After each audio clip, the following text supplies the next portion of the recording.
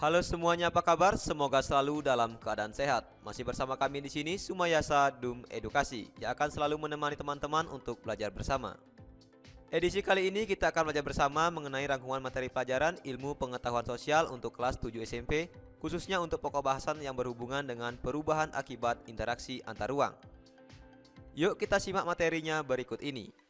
Burung beo, burung belibis, buah naga dimakan ulat. Tonton videonya sampai habis, semoga bermanfaat. Namun sebelum lanjut, mari kita berdoa sejenak agar apa yang kita bahas pada kesempatan ini memberikan manfaat untuk kita bersama. Perubahan akibat interaksi antar ruang. Interaksi antar ruang adalah hubungan timbal balik antara satu wilayah dengan wilayah lain yang bisa terjadi dalam berbagai bentuk, seperti misalnya pergerakan orang, distribusi barang, dan lain sebagainya. Berbagai perubahan akibat interaksi keruangan yaitu sebagai berikut. Yang pertama yaitu berkembangnya pusat-pusat pertumbuhan. Yang kedua, perubahan penggunaan lahan. Yang ketiga, perubahan orientasi mata pencaharian. Yang keempat, berkembangnya sarana dan prasarana. Yang kelima, adanya perubahan sosial dan budaya. Yang keenam, berubahnya komposisi penduduk. Nah, ini merupakan berbagai perubahan akibat dari adanya interaksi keruangan. Perubahan akibat interaksi antar ruang yang pertama yaitu berkembangnya pusat-pusat pertumbuhan. Pergerakan orang, barang, dan jasa pada suatu lokasi tertentu akan menimbulkan pemusatan aktivitas manusia pada lokasi tujuan. Pemusatan aktivitas penduduk tersebut kemudian membentuk daerah perkotaan. Daerah perkotaan merupakan pusat pertumbuhan suatu wilayah karena sebagian besar aktivitas terkonsentrasi di wilayah perkotaan. Perubahan akibat interaksi antar ruang yang kedua yaitu perubahan penggunaan lahan. Aktivitas penduduk yang terus-menerus meningkat pada akhirnya akan memerlukan lahan untuk menampung aktivitas tersebut. Semakin banyak penduduk yang datang pada suatu kota akan disertai dengan kebutuhan tempat tinggal. Akibatnya, terjadi alih fungsi lahan dari lahan pertanian menjadi permukiman. Hal yang sama juga terjadi pada industri, perdagangan, jasa, dan lainnya yang memerlukan lahan untuk menampung aktivitasnya. Nah, berikut ini adalah contoh dari ilustrasi perubahan penggunaan lahan. Misalnya, dari lahan pertanian ke non-pertanian. Di sini akan ada suatu proses yang disebut dengan alih fungsi lahan. Nah, misalnya dari gambar ilustrasi ini, yang semula lahan tersebut merupakan lahan pertanian. Nah, kemudian dialih fungsikan menjadi non-pertanian, seperti misalnya pusat-pusat industri atau daerah perkotaan. Nah, ini merupakan perubahan penggunaan lahan. Perubahan akibat interaksi antar ruang yang ketiga yaitu perubahan orientasi mata pencaharian. Interaksi spasial umumnya terjadi karena adanya kepentingan ekonomi, khususnya berkaitan dengan pekerjaan. Daerah yang menjadi tujuan pergerakan penduduk akan dihuni oleh mereka yang memiliki pekerjaan yang beragam. Jenis pekerjaan juga berkembang karena adanya kebutuhan akan barang dan jasa yang semakin beragam. Nah, berikut ini adalah contoh orientasi pekerjaan yang berubah.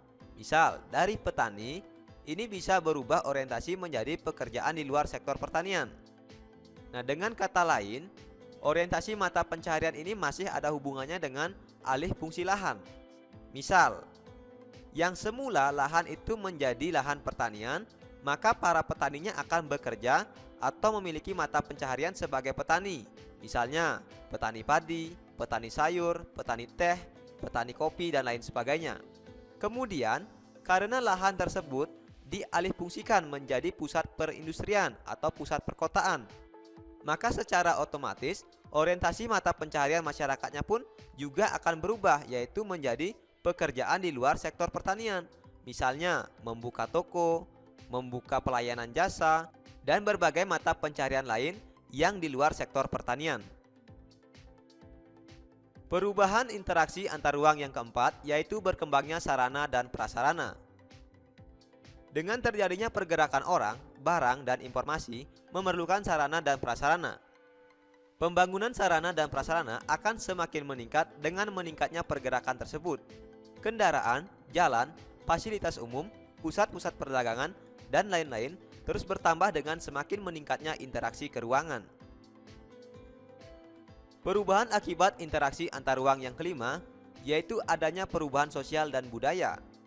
Adanya pergerakan penduduk dari satu tempat ke tempat lainnya akan disertai dengan interaksi sosial. Interaksi sosial yang terjadi akan mengakibatkan perubahan sosial budaya penduduk, apalagi adanya kemudahan aliran informasi dari satu wilayah dengan wilayah lainnya, di mana setiap orang memiliki karakter dan budaya yang berbeda-beda. Contohnya, budaya luar yang masuk ke Indonesia akan mempengaruhi masyarakat Indonesia, misalnya cara berpakaian dan gaya hidup. Perubahan akibat interaksi antar ruang yang keenam, yaitu berubahnya komposisi penduduk. Interaksi ke ruangan dalam bentuk pergerakan orang akan menimbulkan konsentrasi penduduk dalam suatu wilayah. Penduduk tersebut memiliki latar belakang yang berbeda-beda, misalnya agama, status sosial, usia, jenis kelamin, mata pencaharian, etnik atau suku bangsa, dan lain sebagainya. Dengan adanya pergerakan orang ini, akibatnya komposisi penduduk berubah dari yang awalnya relatif seragam. Misalnya, sebagian besar etnik Sunda kemudian berkembang menjadi beragam etnik. Nah, hal ini karena pergerakan orang-orang yang menimbulkan konsentrasi penduduk di dalamnya suatu wilayah tersebut juga akan berubah. Perubahan akibat interaksi antar ruang ini tentu membawa dampak positif dan dampak negatif. Lantas, bagaimana sikap kita terhadap perubahan tersebut? Perubahan yang terjadi akibat interaksi antar ruang tidak dapat kita hindari. Namun, dampak negatifnya dapat kita cegah. Ada beberapa cara yang dapat kita lakukan untuk menyikapi perubahan yang terjadi akibat interaksi ke ruangan. Yang pertama, bijak menggunakan lahan. Yang kedua, memanfaatkan dan menjaga fasilitas umum dengan baik. Yang ketiga, menjaga keberagaman etnik dan budaya bangsa. Yang keempat, membuka diri terhadap perubahan dan menjauhi perubahan yang tidak sesuai dengan budaya bangsa.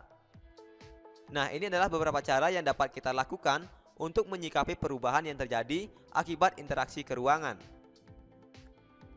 Baiklah teman-teman, mungkin cukup sekian dulu materi kita kali ini yang berhubungan dengan perubahan akibat interaksi antar ruang.